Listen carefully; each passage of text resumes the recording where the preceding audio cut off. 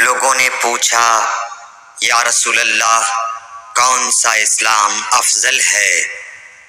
تو نبی صلی اللہ علیہ وسلم نے فرمایا وہ جس کے ماننے والے مسلمانوں کی زبان اور ہاتھ سے سارے مسلمان سلامتی میں رہے۔ صحیح بخاری حدیث نمبر 11۔ ایک دن ایک آدمی نے حضرت صلی اللہ علیہ وسلم سے پوچھا کہ کون سا اسلام بہتر ہے؟ فرمایا یہ کہ تم کھانا کھلاؤ اور جس کو پہچانو اس کو بھی اور جس کو نہ پہچانو اس کو بھی، الغرض سب کو سلام کرو۔ صحیح بخاری حدیث نمبر 12۔ حضور اکرم صلی اللہ علیہ وآلہ وسلم نے فرمایا تم میں سے کوئی شخص ایماندار نہ ہوگا جب تک اپنے بھائی کے لیے وہ نہ چاہے جو اپنے نفس کے لیے چاہتا ہے۔ صحیح بخاری حدیث نمبر 13۔ رسول کریم صلی اللہ علیہ وسلم نے فرمایا قسم ہے اس ذات کی جس کے ہاتھ میں میری جان ہے، تم میں سے کوئی بھی ایماندار نہ ہوگا جب تک میں اس کے والد اور اولاد سے بھی زیادہ اس کا محبوب نہ بن جاؤں۔ صحیح بخاری حدیث نمبر 14۔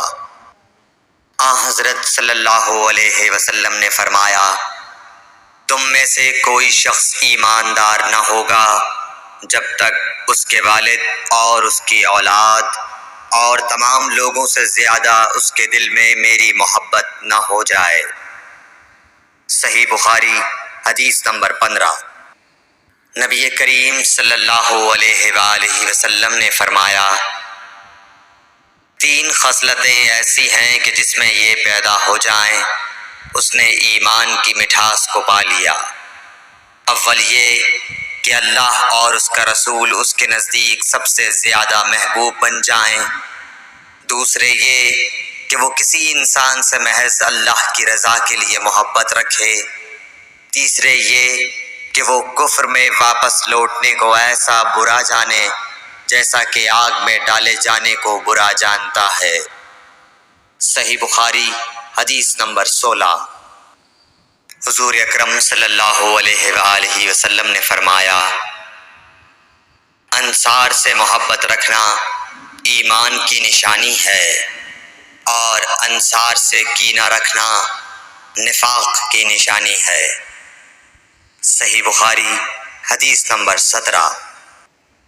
رسول اللہ صلی اللہ علیہ وسلم نے اس وقت جب آپ کے گرد صحابہ کی ایک جماعت بیٹھی ہوئی تھی فرمایا کہ مجھ سے بیعت کرو اس بات پر کہ اللہ کے ساتھ کسی کو شریک نہ کرو گے، چوری نہ کرو گے، زنا نہ کرو گے، اپنی اولاد کو قتل نہ کرو گے اور ناعمدن کسی پر کوئی ناحق بہتان باندھو گے اور کسی بھی اچھی بات میں اللہ کی نافرمانی نہ کرو گے۔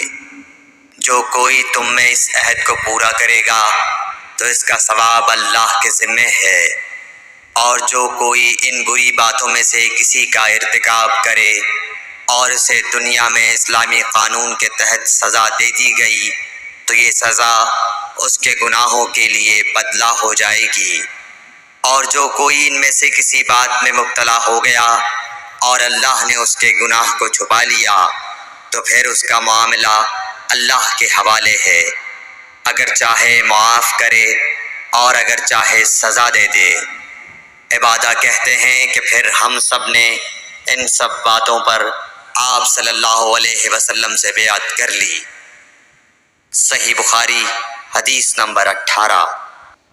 رسول اللہ صلی اللہ علیہ وسلم نے فرمایا وہ وقت قریب ہے جب مسلمان کا سب سے عمدہ مال اس کی بکریاں ہوں گی، جن کے پیچھے وہ پہاڑوں کی چوٹیوں اور برساتی وادیوں میں اپنے دین کو بچانے کے لیے بھاگ جائے گا۔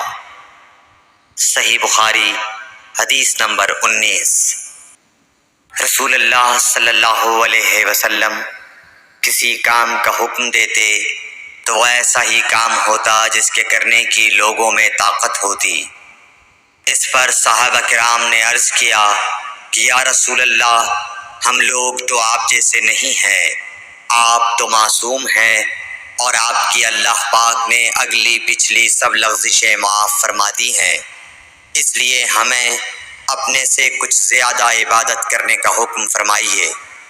یہ سن کر آپ ناراض ہوئے، حتیٰ کہ خفگی آپ کے چہرہ مبارک سے ظاہر ہونے لگی۔